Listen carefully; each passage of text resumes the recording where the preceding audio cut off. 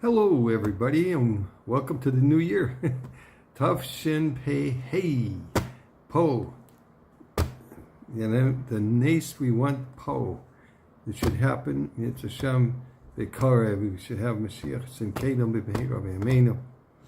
Ben both Mashiach Ben Yosef and Mashiach Ben David. Anyway, wish everybody Shana Taiva Mesuka. Have a good Geben Shtir and a Gemar Chasima Taiva to everybody. As you probably understand, it was a little hectic. Erev Shabbos. It was not Erev Shabbos, it was Wednesday. So we kind of pushed this off, and I said, I'll do it Sunday. Nobody's going to have time to listen to this anyway. So here we are in Parshat Azino last week's Parsha. And I had a hard time picking one out that was going to be just right for everybody. But I hope I hit the mark, hit the nail on the head if you want.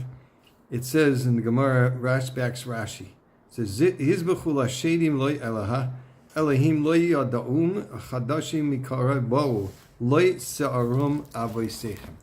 In most of these psukim, I know you need to learn, like in the Gemara, every pasuk has many different words that are not understood. Anyway, we'll translate it the way it says here, and then we'll go into the explanation. They would slaughter two demons without power. That's what it means. Elohim lo yadaun, right? They don't have power. Gods whom they knew not. Newcomers recently arrived, whom your ancestor did not dread. But there's strange explanation about this. Okay, we'll go. The literal translation without power is not a god. Period. That's what it says. Lo Elohai. Rashi says, Targum Onkelos renders it correctly as spirits that have no usefulness. Had they been useful, Rashi continues, Hashem would not display the redoubled fury he exhibits here. In other words, Hashem was extremely annoyed at Klal Yisrael for worshiping something that had no life to it. The Gemara, we repeat this every Shabbos now. They have eyes that can't see. They have ears that can't hear. Okay, you can feed them and they don't eat. They're worthless, right? The Gemara in Avodah Zarah elucidates. Agrippus, the general, asked Rabbi Gamliel, "Doesn't your Torah say that your God is a jealous God? A wise man is jealous of a wise man. A powerful man is a powerful man, and a wealthy man of a wealthy man. Why should God be jealous when it comes to them worshiping something so inferior to him?" Okay, good question. Rabbi Gamliel explained with a parable.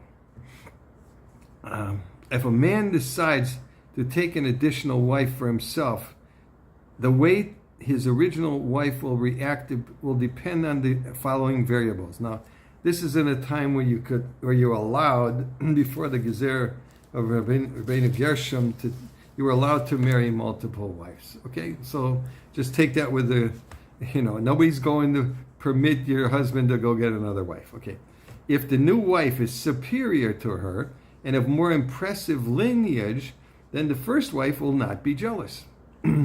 However, if the new wife is of less distinguished lineage, then the first wife will be jealous and resentful.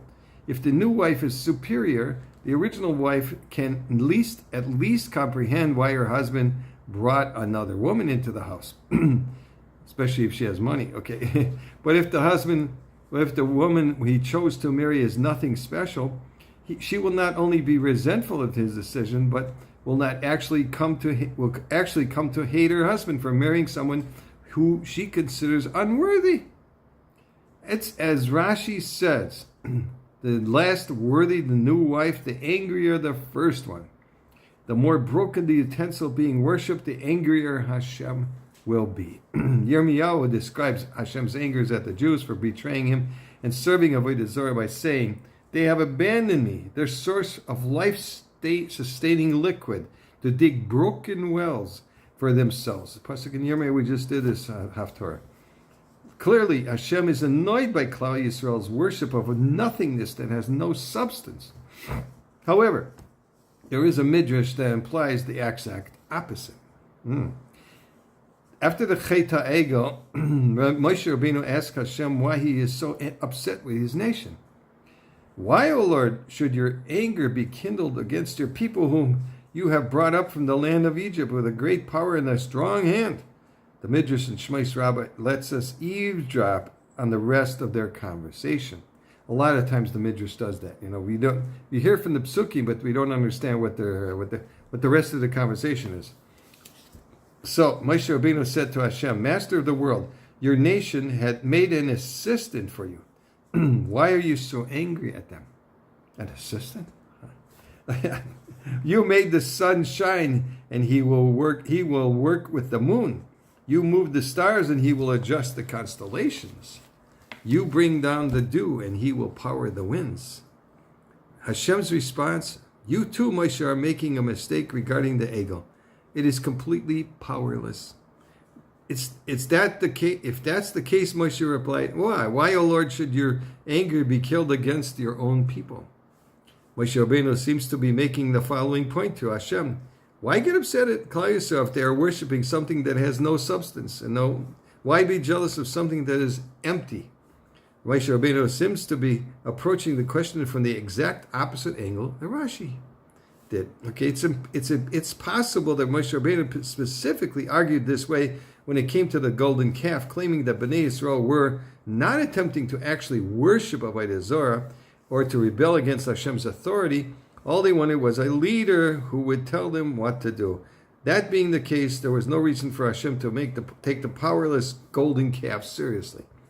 On the other hand, when Bnei Yisrael were seriously involved in Avodah Zarah and following foreign gods, Rabbi Gamliel's parable is accurate and explains Hashem's reaction to their misguided actions. And from our Parshat Ice Gimel, now I'm going to add a little bit because it doesn't say it over here. They didn't translate that. It's a longer piece, but I read it in English.